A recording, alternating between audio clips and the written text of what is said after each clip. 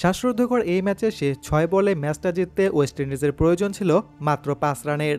এ সময় বল হাতে তুলে দেওয়া হয় সাইফ হাসানের হাতে এবং তিনি এসে এমনই অস্থির বোলিং করেছেন যে ওয়েস্ট ইন্ডিজের ব্যাটসম্যানরা তাকে একটি বাউন্ডারি মারারও সুযোগ পাননি। শেষ ১ বলে তখন ওয়েস্ট ইন্ডিজের ম্যাচ জিততে প্রয়োজন ছিল ৩ রানের। আর এ সময় এমনই এক কাজ করে বসেন নুরুল হাসান সোহান, যা ছিল সত্যিই অভাবনীয়।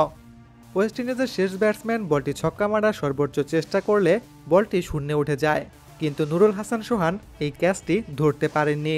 ম্যাচটা এখানে জিতে যেতে পারত বাংলাদেশ, কিন্তু সোহানের এই ভুলের মাসুলে ম্যাচটি গড়ায় সুপার ওভারে। সুপার ওভারে ওয়েস্ট ইন্ডিজের সাথে বাংলাদেশ যে ম্যাচটা সহজে জিততে পারবে না, এটা তখনই ধারণা করা যাচ্ছিল। তবে ওয়েস্ট ইন্ডিজও যে সুপার ওভারে খুব একটা বেশি রান করেছে, বিষয়টা কিন্তু এমনও নয়।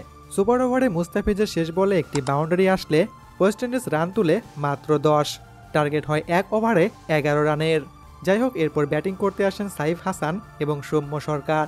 সুপার ওভারের প্রথম বলে একটি ওয়াইড এবং এর পরের বল নো দিয়ে বসেন আকিল হোসেন, কিন্তু সৌম্য সরকার নো বলেও কিছু করতে পারেননি। ৩ বলে ৩ রান তুলে আউট হয়ে যান তিনি।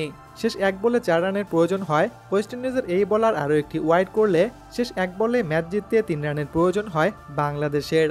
আর এ সময় সাইফ হাসান মাত্র ১ রান নিলে ম্যাচটি জিতে যায় ওয়েস্ট ইন্ডিজ। আমার মনে হয় সাইফ হাসানের সাথে সুপার ওভারে নামা উচিত ছিল রিশাদ হোসেনের। রিশাদ হোসেন যেখানে ওয়েস্ট ইন্ডিজের স্পিনারদের মেরে ১৪ বলে ৩৯ রান করেছিলেন, সেখানে তাকেই কিনা সুপার ওভারে সুযোগ দেয়নি টিম ম্যানেজমেন্ট। তাদের এই বোকার মতো সিদ্ধান্তের কারণে সুপার ওভারে এই ম্যাচটা হারে বাংলাদেশ।